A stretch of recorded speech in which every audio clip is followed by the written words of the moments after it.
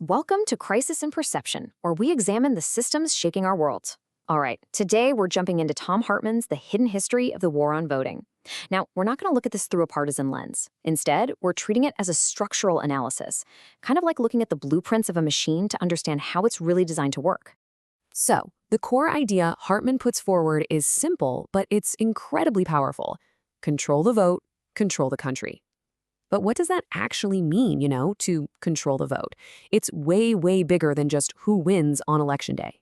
When we talk about controlling the vote, we're really talking about controlling the entire machine, the whole shebang. We mean the rules, the laws, the institutions, everything that decides how political power gets handed out in the first place. This is the system of American electoral governance, and getting a handle on its basic design is absolutely crucial. Okay, to really wrap our heads around this, let's use a powerful metaphor that Hartmann's analysis brings to light. Don't think of the electoral system as just a big vote-counting machine. Instead, I want you to picture it as a really complex filtration device. It's a mechanism that's sifting and sorting political participation before we even get to a final result. And this filter, it's not just one thing. It's built from a whole bunch of interconnected parts. You've got the big constitutional stuff, right, like the Electoral College. Then there's the way district lines are drawn, gerrymandering. You've got eligibility rules, all the little administrative procedures, and even how judges interpret election law. Every single one of these things acts like a layer in the filter, deciding whose political preferences really get to pass through and whose gets stopped. So if we're looking at this whole system as a giant filter, that leads to a pretty obvious question, doesn't it? What are the incentives for controlling its settings? Well, the book's argument is that it really comes down to power. Political actors, powerful financial interests, they have a huge stake in designing the rules in a way that consistently favors their own side, ensuring their priorities are the ones that sail right on through the filter. And this isn't some hidden secret. Hartmann points to strategists like Paul Weyrich, who basically said it right out loud. His view was that limiting voter participation wasn't some kind of accident. No, it was the central part of a winning political strategy. The logic here is that for certain coalitions to triumph, a smaller, more select electorate isn't just preferable, it's necessary. Okay, so let's follow this logic. If the filter is designed with these incentives in mind, what are the predictable results? What happens when you filter participation like this?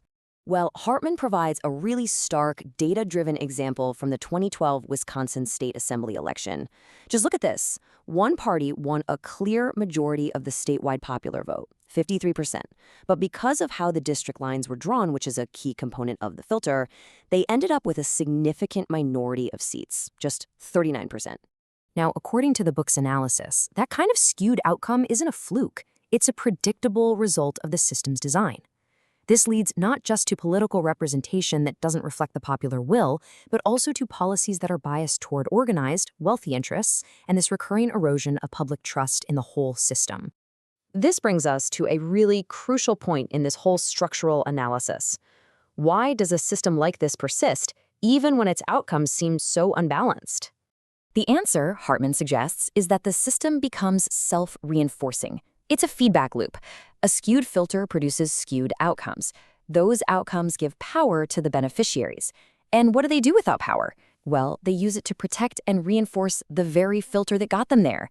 It's a cycle that just repeats, making any real reform from the outside incredibly difficult.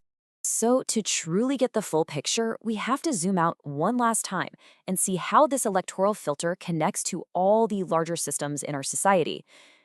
And this is where the name of our show becomes directly relevant. Hartmann's analysis suggests the real crisis in perception is that we mistake the symptoms, the partisan fights over fraud or specific election results, for the underlying systemic cause, which is the filtration architecture itself. It's like we're arguing about the water quality instead of examining the pipes. Yeah, because this filter, it doesn't just exist on its own in a vacuum. Its design, its defense, and its function are all deeply intertwined with our political economy, with historical and modern racial dynamics, with how information gets framed in the media, and with how the judiciary interprets the rules of the game. All of these forces shape and are shaped by the electoral filter. So the crucial takeaway from this analysis isn't about assigning blame, but about providing a different lens for understanding. It leaves us with a fundamental structural question to think about. If our electoral system functions as a filter, what preferences, what voices, and what outcomes are being systematically filtered out, and whose are being allowed to pass through? Crisis in Perception examines how systems shape belief and how better tools help us see clearly. This project is free and publicly accessible. If you'd like to support the time, tools, and research behind Crisis and Perception, you can become a supporter on Patreon. For a longer, audio-based analysis of this topic, see the deep dive linked in the description.